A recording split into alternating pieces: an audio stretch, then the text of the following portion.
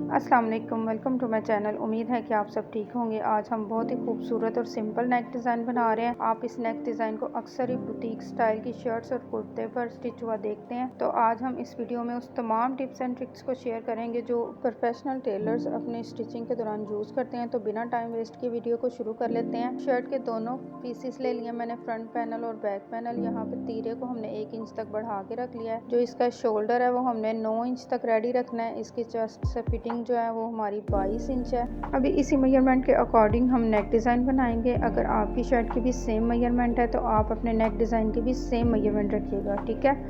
3 inch तक चौड़ाई में मैंने निशान लगा लिया है। बैक पैनल को एज़ यूजुअली हमने 1/2 इंच तक बढ़ा कर रखा हुआ है और 1 सेंटीमीटर का हमने डीप इसको रखना है, ठीक है। ये बैक जो शर्ट का पैनल है उसकी मैं आपको मेजरमेंट बता रही हूँ अभी। इसके बाद हम इसकी जो फ्रंट साइड की जो मेजरमेंट है वहाँ पर हम 3.5 इंच तक डीप रखेंगे। लेकिन इसकी शेप हम किस तरह से बनाएंगे वो मैं थोड़ा डिटेल में आपको बताऊंगी, ताकि जो आपका कॉलर है वो अच्छे तरीके से अटैच हो पाए, ठीक है। आपने जो चौड़ाई और लंबाई के निशान है इनको लाइन अप करके एक बॉक्स रेडी कर लेना है। इसके बाद इस बॉक्स के कॉर्नर से आपने 1.5 इंच के फासले पर एक निशान लगाना है, ठीक है। क्योंकि हम कॉलर लगाते हैं जब तो हम राउंड शेप के नेक को डीप नहीं रखते, इसलिए आपने इसको 1.5 इंच तक निशान लगाना है। नॉर्मली हम 1 इंच भी निशान लगा सकते हैं, लेकिन जब हमने कॉलर लगाना होता है तब ज़रूरी है कि हम 1.5 इंच तक निशान लगाएं, ठीक है। अभी बैक साइड के पीस को इस तरह से हमने कट कर दिया और इसको हमने सेव कर लेना है। इसको आपने वेस्ट नहीं करना, ठीक है। ये कॉलर की कटिंग में काम आएगा। इसी तरह से हमने फ्रंट साइड के पैनल से जो पीस कट किया है इसको भी हमने सेव करके रख लेना है। कॉलर बनाने के लिए शर्ट पर कटिंग मुकम्मल हो चुकी है। अभी हमने जो फ्रंट साइड का स्लिट बनाना है उसकी मार्किंग कर लेते हैं। इसके लिए आपको बुकरम का एक पीस चाहिए होगा जिसकी लंबाई ऑप्शनली है, जितना आप चाहें लंबा रख सकते हैं। 16 इंच की लेंथ पर मैंने ये बुकरम ले लिया और इसकी चौड़ाई आप 1.25 इंच से 2 इंच तक रख सकते हैं, ठीक है। इसके बाद हमने इसके सेंटर को अच्छी तरह से बनाकर एक सूत का निशान लगाने के बाद इसको लाइन अप कर लेना है। ये देखिए, एक सूत का आपने इसके सेंटर में निशान लगाना है। इस निशान को आपने एक सूत से बढ़ाना नहीं है, ठीक है। इसी तरह से एक सूत का निशान लगा के इसको हम लाइन अप कर लेंगे और इसकी हम करेंगे कटिंग, ठीक है। ये देखिए, बिल्कुल स्ट्रेट आपने इसको कट करना है। इसका आपने ख्याल रखना है, इसकी चौड़ाई आपने ज़्यादा नहीं करनी, ठीक है। इतनी ही आपने इसकी चौड़ाई रखनी है जितनी चौड़ाई में हम कट कर रहे हैं। हर मेजरमेंट जो मैं आपको बता रही हूँ इसको आपने सेम कॉपी कर लेना है, ठीक है। तभी आप एक परफेक्ट जो है ना बुटीक स्टाइल का नेक डिज़ाइन रेडी कर पाएंगे। इस तरह से हमने इसको कट करके एक्स्ट्रा फैब्रिक पर पेस्ट कर लेना है। इसके किनारे को आपने अच्छे से फोल्ड कर लेना है। अगर आप चाहें तो इसके किनारे पर सिलाई भी लगा सकते हैं, अगर आप चाहें तो इसको ग्लू से भी फिक्स कर लेते हैं, ठीक है। हम इसको ग्लू में फिक्स कर लेंगे ताकि हम जल्दी से अपने इस नेक डिज़ाइन को कंप्लीट कर सकें, आपका टाइम बिल्कुल भी वेस्ट ना हो। ये सारी टिप्स एंड ट्रिक्स मैं आपको वो बता रही हूँ जो प्रोफेशनल टेलर्स अपनी स्टिचिंग के दौरान यूज़ करते हैं। तो आपने सेम टू सेम कॉपी कर लेना है इनको, ठीक है। इसके बाद हमने इसको सेंटर से कट कर लेना है, लेकिन बड़ी एहतियात के साथ आपने इसको कट करना है कि आपकी कटिंग बिल्कुल सेंटर में आए और जो फैब्रिक है जो हमने एक सूट का किनारे की तरफ बढ़ाना है उसको आपने ऐसे ही रहने देना, ठीक है। इसके बाद ये हमने डोरी पहले से तैयार करके रखी हुई है, इसकी मेजरमेंट करके हम कटिंग कर लेंगे। अगर आपको इस डोरी को बनाना नहीं आता या इसको पलट कर सीधा करना नहीं आता तो इसी वीडियो के आई बटन में मैं उस वीडियो का लिंक दे दूँगी जिसमें मैंने इस डोरी को पलटने के 2 तरीके बताए हैं और सबसे आसान तरीका डोरी बनाने का बताया, ठीक है। इस वीडियो को देखने के बाद आपने उस वीडियो को कंप्लीट वॉच कर लेना है तो आप अच्छे तरीके से बेहतरीन गोल डोरी जो है ना वो बना सकेंगे। अभी हमने इस डोरी को 2 इंच लंबाई में कट करने के बाद इस तरह से रफली एक सिलाई लगा ली है ताकि इजीली हम इसको स्टिच कर पाएँ, ठीक है। इस तरह से सिलाई लगाने के बाद हमने इसके पीसेस को अलग अलग करके रख लेना है और फिर हमने इसको ये जो हमने स्लिट कट किया था इस पर अटैच करना है। लेकिन इस पर अटैच करने का भी एक तरीका मैं आपको बताऊँगी। आपने उस तरीके से इसको अटैच करना है ताकि जो बटन्स आप लगाएं उनमें ये डोरी अच्छे से फिक्स आ जाए, इसके साइज़ में कोई फ़र्क ना आए और जो लूप्स हम इसके साथ अटैच करेंगे उसके साइज़ में भी फ़र्क नहीं आएगा। यानी कि कोई लूप्स छोटा और कोई बड़ा नहीं लगेगा। इस तरीके से मैं आपको लगाना जो है ना वो बताऊँगी, ठीक है। इस तरह से पहले आपने बटन में इसका साइज़ ले लेना है और देख लेना है कि इसका क्या साइज़ है। ये जो हमने साइज़ लिया है ये इसी स्लिट के किनारे पर जो है ना वो मुकम्मल हो रहा है तो हम इसके किनारे पर एक निशान लगा लेंगे इस तरह से। ये निशान लगाने के बाद जो लूप्स अब हमने अटैच करनी है ना, उन लूप्स को आपने इस निशान से बाहर नहीं आने देना।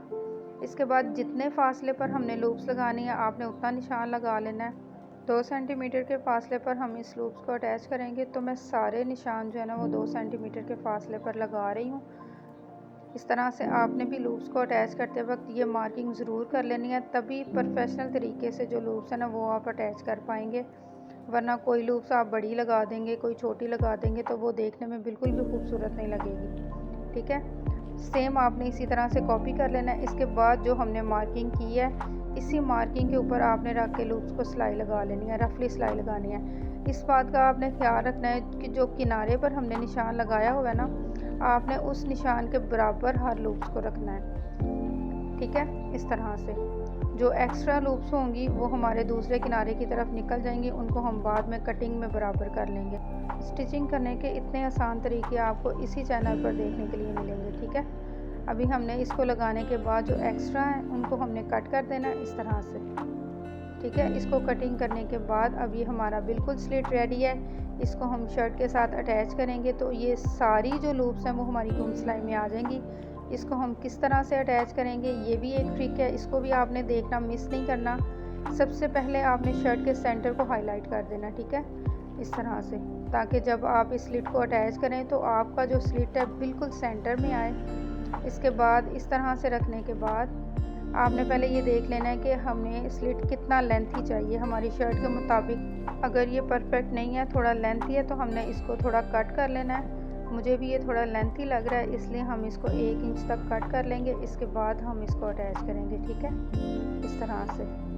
ये देखिए, अभी हमने इसके किनारे पर सिलाई लगानी है। एक तरफ की आपने सिलाई पहले लगा लेनी है और फिर आपने दूसरी तरफ की सिलाई लगानी है। ठीक है, और ये जो सिलाई हम लगा रहे हैं ना, इसको आपने बुकरम के बिल्कुल किनारे के ऊपर लगाना है। यानी कि आपने फैब्रिक के ऊपर ये सिलाई नहीं लगानी, लगानी आपने बुकरम के ऊपर ही है, लेकिन बिल्कुल आपने किनारे के ऊपर लगानी है। ठीक है, इस तरह से दोनों तरफ की अब हमने सिलाइयाँ लगा ली हैं।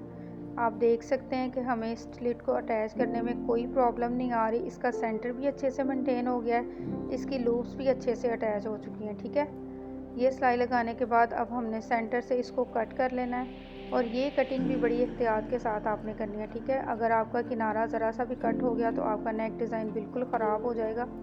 इस बात का आपने ख्याल रख लेना है। अच्छे से आपने कट करके लास्ट में एक छोटे छोटे कट्स लगा के इसको पलट कर आयरन कर लेना है। ये देखिए, सारी लूप्स हमने गुम सिलाई में लगा ली हैं और कितना सफाई के साथ इसको हमने बना लिया है। अभी हमने इसको, इसके किनारे को सिलाई नहीं लगानी, इसको हमने सुई से कवर अप कर लेना है। ठीक है, अगर ये प्रिंटेड शर्ट होती तो हम इसको किनारे पर सिलाई भी लगा सकते थे, लेकिन सिलाई लगाने से ये इतना खूबसूरत नहीं लगेगा जितना कि ये सुई से कवर अप करने के बाद खूबसूरत लगेगा। ठीक है, अभी आ जाती है कॉलर लगाने की बारी और कॉलर की कटिंग सबसे ज़्यादा अहम है। इसको आपने देखना, मिस नहीं करना।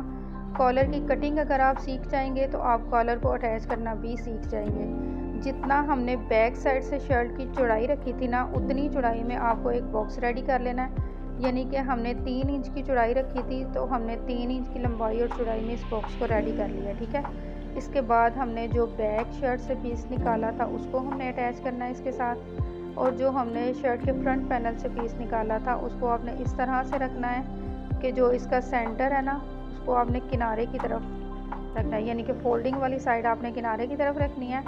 और फिर आपने इसको छोटे छोटे डॉट्स बनाने के बाद इसकी मार्किंग करनी है। इस तरह से आपने इसको अच्छे से सेट करके रख लेना है और इसकी जो है ना वो मार्किंग कर लेनी है। छोटे छोटे डॉट्स लगाने के बाद हम इन पीसीस को हटाएंगे और इसको लाइन अप कर देंगे। लाइन अप करने के बाद आपको जितनी चौड़ाई में कॉलर चाहिए, अगर आप बारीक कॉलर लगाना चाहते हैं तो आप उतनी चौड़ाई में रख सकते हैं। अगर आप ज़्यादा चौड़ाई में लगाना चाहते हैं तो आप इसको 1 इंच से 1.25 इंच तक बढ़ा कर रख सकते हैं। लेकिन हम ज़्यादा चौड़ाई में कॉलर अटैच नहीं कर रहे, इसलिए हम 2 सेंटीमीटर जो है ना इसकी चौड़ाई रखेंगे और इसी के अकॉर्डिंग हम इसको डॉट लगा रहे हैं। फिर हम इसको लाइन अप करेंगे और फिर इसको कटिंग कर लेंगे। ठीक है, अगर आपको मेरी स्टिचिंग के तरीके अच्छे लगते हैं या आपको समझ में आता है कि हम किस तरह से समझा रहे हैं तो आप मुझे कमेंट में ज़रूर अपनी राय से आगाह कीजिएगा। और वीडियो अच्छी लगे तो लाइक ज़रूर कीजिएगा, अपने दोस्तों के साथ शेयर भी कीजिएगा। जो लोग स्टिचिंग करते हैं स्पेशली उनके साथ इस वीडियो को ज़रूर शेयर कीजिएगा। बहुत सी टिप्स ऐसी हैं जो लोग नहीं भी जानते, तो फिर उनके नॉलेज में इजाफा हो जाता है। और मज़ीद खूबसूरत नेक डिज़ाइंस देखने के लिए इसी वीडियो के डिस्क्रिप्शन में मैं लिंक्स दे दूँगी। आप वहां से शॉल कॉलर और फ्लैट कॉलर बनाने का तरीका भी देख सकते हैं। वी शेप के साथ कॉलर बनाने का तरीका भी आप सीख सकते हैं।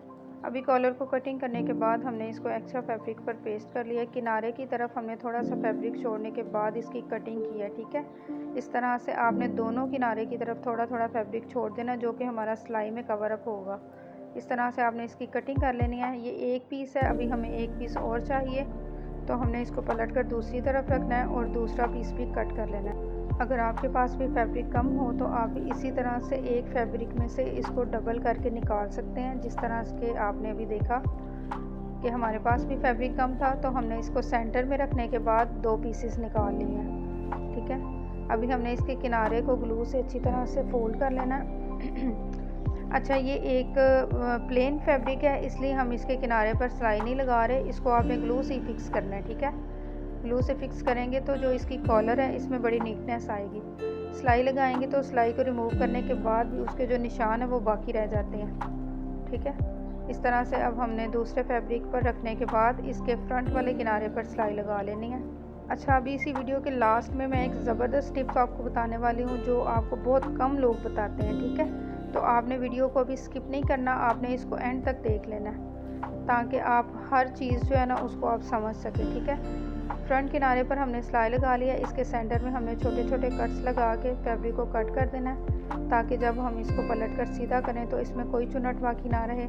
जो एक्स्ट्रा फैब्रिक है इसको भी आपने कट कर लेना है। सिर्फ 2 सूत का फैब्रिक आपने जो है ना बुकरम के साथ रहने देना है, ताकि इसकी सिलाइयाँ जो है ना वो ना निकलें। इसके बाद आयरन से आपने इसको सेट कर लेना है और इसके सेंटर में एक निशान लगा लेना है इस तरह से। ये देखिए, इस तरह से हमने इसके सेंटर में निशान लगा लिया। अभी हम इसको शर्ट पर अटैच करेंगे। शर्ट के शोल्डर जो हैं वो हमने पहले से अटैच कर लिए हैं। इसके शोल्डर की हमने गुम सिलाई लगाई है, ये देखिए मैं आपको दिखाती हूँ। इस तरह से हमने इसके शोल्डर की गुम सिलाई लगाई है। अगर आपको शोल्डर की गुम सिलाई लगानी नहीं आती तो मैं इसी वीडियो के आई बटन में उसका लिंक दे दूँगी, जिसमें मैंने गुम सिलाई लगाना सिखाया हुआ है। आप उस वीडियो को देख लेना, आप गुम सिलाई लगाना सीख लेंगे, ठीक है। अभी ये जो दोनों मार्किंग हमने की हैं शर्ट के बैक साइड पर और कॉलर के सेंटर में, इनको हमने इक्वली सेट करके रख लेना है और सिलाई लगानी है। किनारे पर आपने बुकरम के सिलाई लगानी है, लेकिन सिलाई लगाते वक्त आपने इस शर्ट को राउंड शेप में ही लेकर आना है, जिस शेप में गले की कटिंग है और जिस शेप में कॉलर की कटिंग है, ठीक है। इस तरह से आपने इसको सिलाई लगानी है। और जो आपका कॉलर है वो फ्रंट साइड से थोड़ा एक्स्ट्रा रहेगा, इसको देख के आपने परेशान नहीं होना।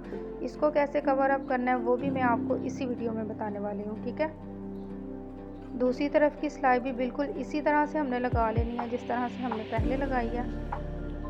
थोड़ा सा हमने इसको राउंड शेप में लेकर आके बड़े नरम हाथों के साथ इस सिलाई को लगाना है। अगर आप इसमें फैब्रिक को खींचेंगे तो इसके साइज़ का इशू आ जाएगा आपके लिए, ठीक है। ना आपने कॉलर वाले फैब्रिक को खींचना है, ना आपने शर्ट वाले फैब्रिक को खींचना है। आराम से आपने इसको सिलाई लगा लेनी है। इसके बाद इस तरह से हमने इसके किनारे को मोड़ना है। ये देखिए, पहले आपने इसको शेप दे देनी है, इस पर निशान लगा लेना।